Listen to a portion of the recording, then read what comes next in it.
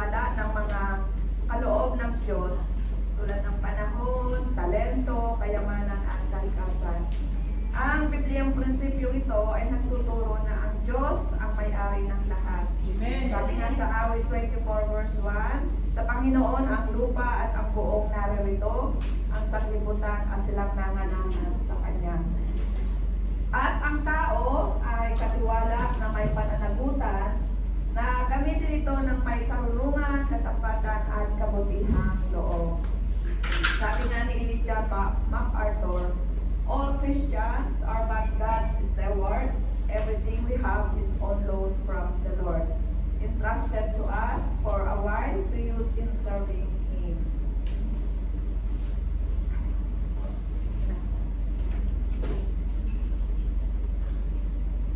Sa Tagalog ay ang lahat ng Kristiyano ay mga katiwala lamang ng Diyos.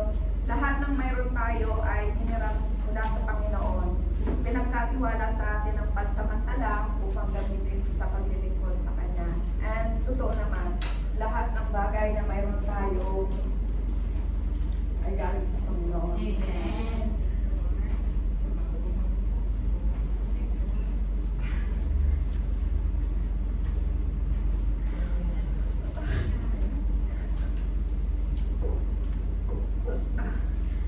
Kaya yung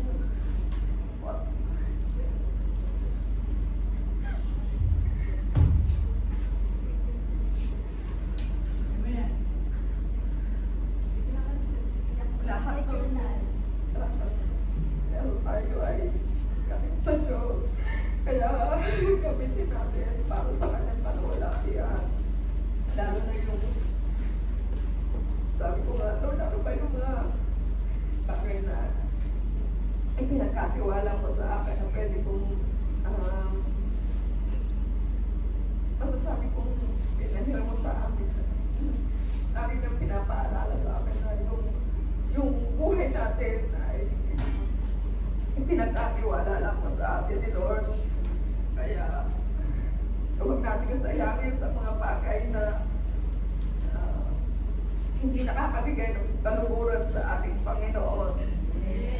May ang buhay natin ay kumbaga yung buhay natin, kumbaga yung mga talento natin, hindi natin maibibigay kung yung buhay natin mismo nasasayang. Kaya habang may lakas ka, habang may pagkakataon ka, gamitin mo para sa Panginoon. Tayo ay binigyan ng Diyos ng natatanging kakayahan o kaloob na dapat gamitin bilang mabubuting katiwala na makakatulong at nakakapagbigay sa ating kapwa ng kapakinabangan para sa ating kapwa.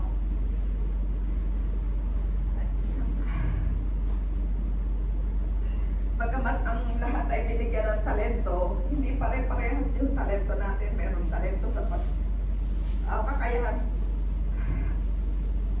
kakayahan na halimbawa sa pagtuturo, gamitin mo sa pagtuturo, sa paglilingkod.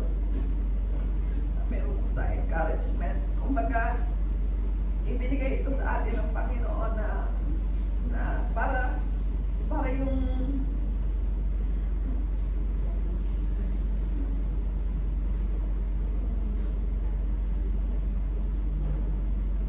para makatulong, ginagamit tayo ng Lord para makatulong, para ma-advance yung kanyang layunin sa